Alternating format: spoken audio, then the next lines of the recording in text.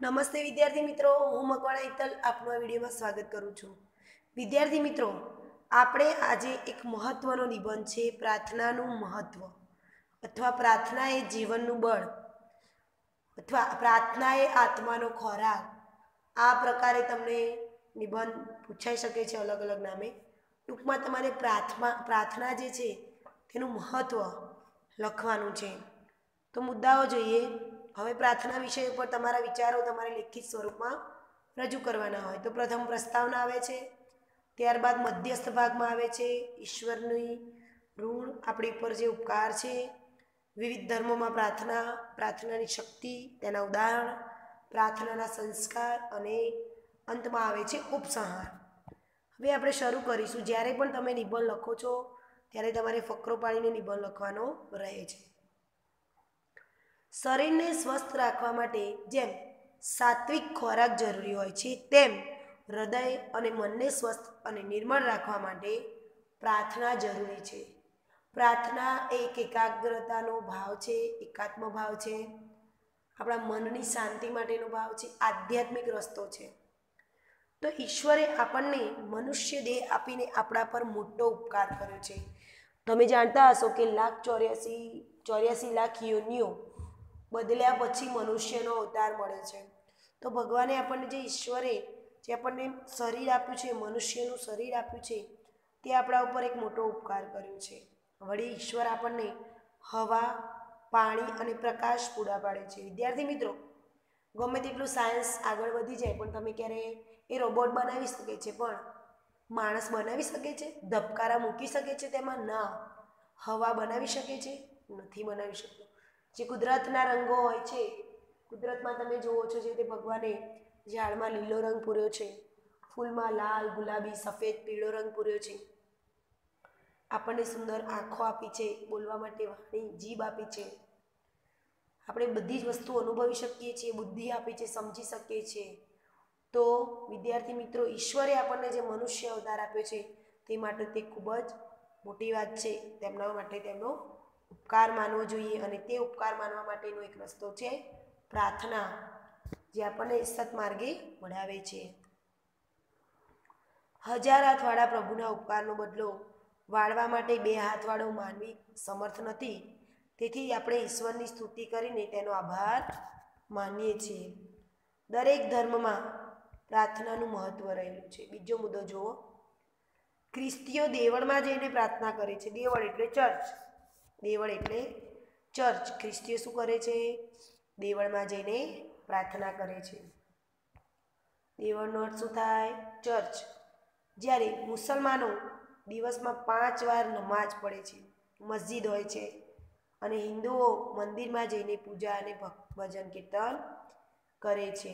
વિવિધ ધર્મોમાં પ્રાર્થના કરવાનો જે તરીકો છે, તરીકો એટલે કે જે રીત છે તે અલગ છે.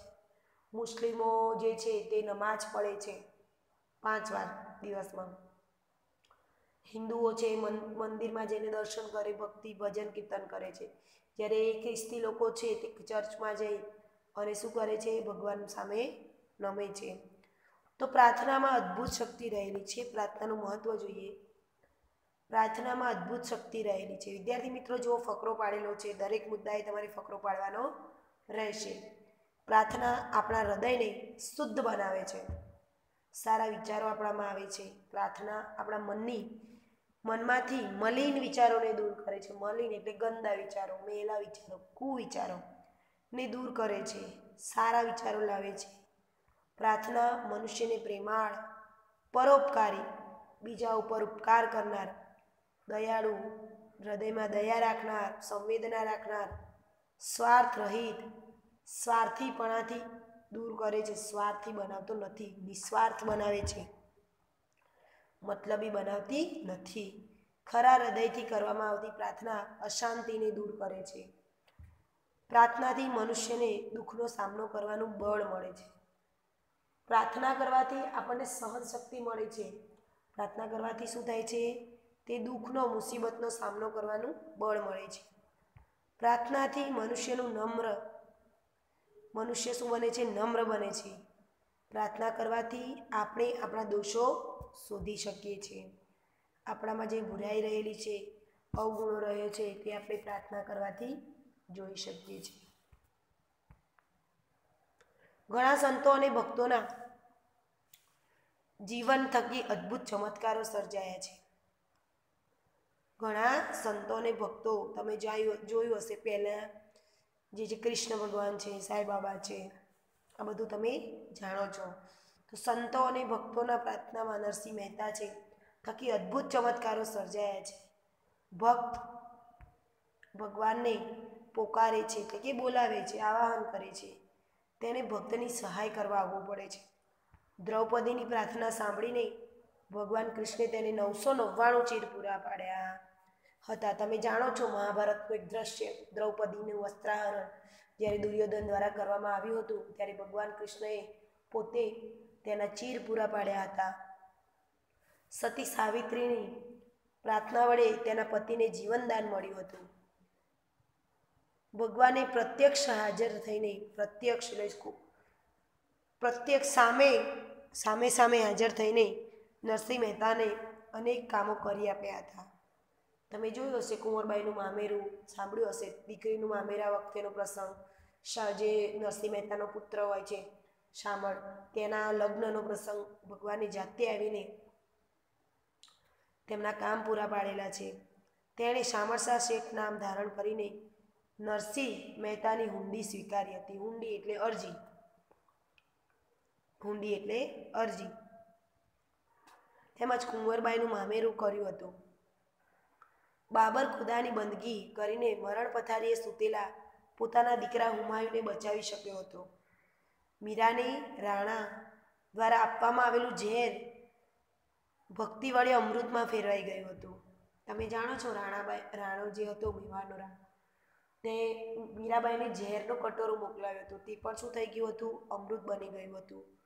તમે જાણો છો હિરણ્યકશ્યપ પહેલાં જે આપણે હોળીનો તહેવાર ઉજવીએ છીએ, તેને પણ હોળી પર બેસાડી, હોલિકા નામની તેની બહેનના ખોળામાં બેસાડી અને તેને સળગાવી નાખવાનો પ્રયત્ન કર્યો હતો, છતાં તે બચી ગયો હતો. તો આ બધા પ્રાર્થનાની શક્તિ અને તેના ચમત્કારો છે, ઉદાહરણો છે, તેના દ્વારા તમને પ્રાર્થના કરવા માટે પ્રેરણાબળ મળે છે.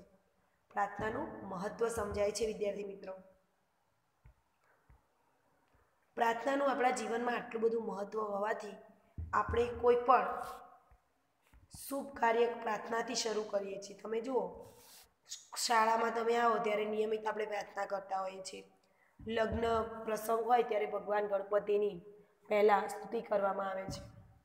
કોઈ સારા કામનું, ધંધાનું, ઉદ્યોગનું કે કોઈ પણ નવી વસ્તુ આપણે શરૂ કરીએ તો શ્રીફળ વધેરી અને ભગવાનને પ્રાર્થના કરી અને પછી શુભારંભ કરીએ છીએ. તો દરેક વસ્તુ, દરેક બાબતમાં આપણા જીવનમાં પ્રાર્થનાનું મહત્ત્વ રહેલું છે. બાળકોમાં પ્રાર્થના કરવાના સંસ્કાર કેળવાય તે માટે દરેક શાળામાં નિયમિત પ્રાર્થના કરવામાં આવે છે.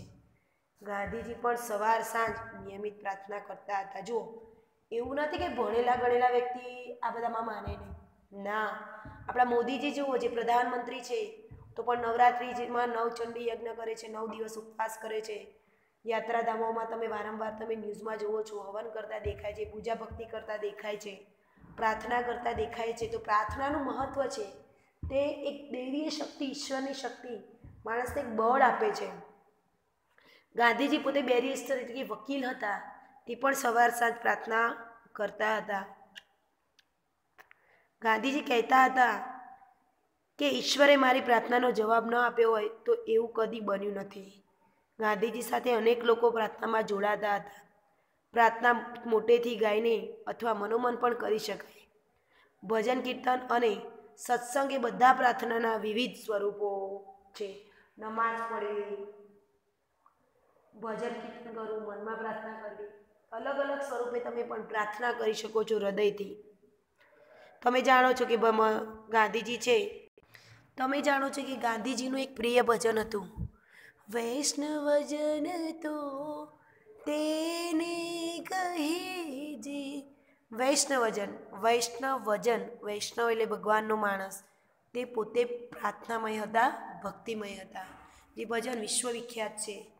માટે ભારતની ધરોહર એ ધર્મ છે, પ્રાર્થના છે. સ્વયં ઈશ્વરે પૃથ્વી પર બીજે ક્યાંય નહીં પણ ભારત ભૂમિ પર અવતાર લીધેલો છે.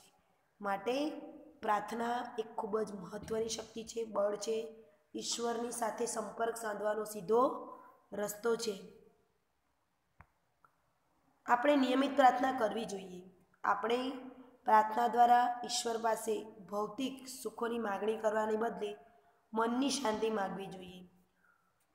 સુખ ગમે તેટલા હોય પણ મન શાંત ના હોય તો તેનો કોઈ અર્થ નથી. મનની શાંતિ ના હોય, તમે ખુશ ના હોય તો કોઈ અર્થ નથી.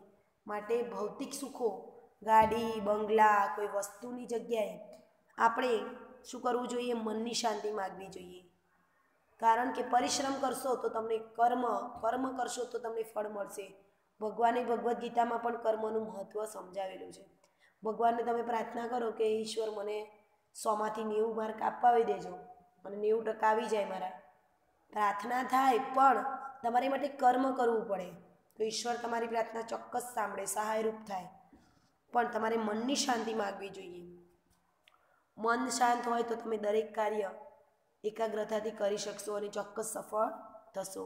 શ્રી ઉમાશંકર જોશી, કવિ શિરોમણી શ્રી ઉમાશંકર જોશીએ કહ્યું છે કે 3 વાના મુજને મળ્યા, 3 વાના મુજને મળ્યા. હૈયું મસ્તકને હાથ, હૈયું હૃદય જે લાગણીઓ રાખે છે, સંવેદના રાખે છે. મસ્તક એટલે મગજ, બુદ્ધિ અને હાથ જેનાથી હું કાર્ય કરી શકું છું. બહુ દઈ દીધું નાથ, હે ઈશ્વર, હે પરમાત્મા, તે 3 વસ્તુ આપી અમને બધું જ આપી દીધું છે. જ્યાં ચોથું નથી માગવું. ચોથું મારે હવે કશું માગવું નથી. ઈશ્વરે આપણને જે તંદુરસ્ત શરીર આપ્યું છે, સ્વસ્થ શરીર આપ્યું છે, તે જ ઘણું છે. માટે ચોથું હવે માગવું નથી. તો ઉમાશંકર જોશીની આ કડી સાથે આ નિબંધ સાર્થક થાય છે. વિદ્યાર્થી મિત્રો, તમે બીજા પણ સૂત્રો આમાં લખી શકો છો, પંક્તિઓ લખી શકો છો. તો પ્રાર્થનાનું મહત્ત્વ તમને આ નિબંધ પરથી સમજાઈ ગયું હશે. આની PDF હું તમને મોકલીશ. તમારે સારા અક્ષરે તમારી નિબંધની નોટમાં લખવાનું છે અને ફોટા મને સેન્ડ કરવાના છે. આ વાત સાથે આ વિડીયો હું વિરમું છું. અસ્તુ.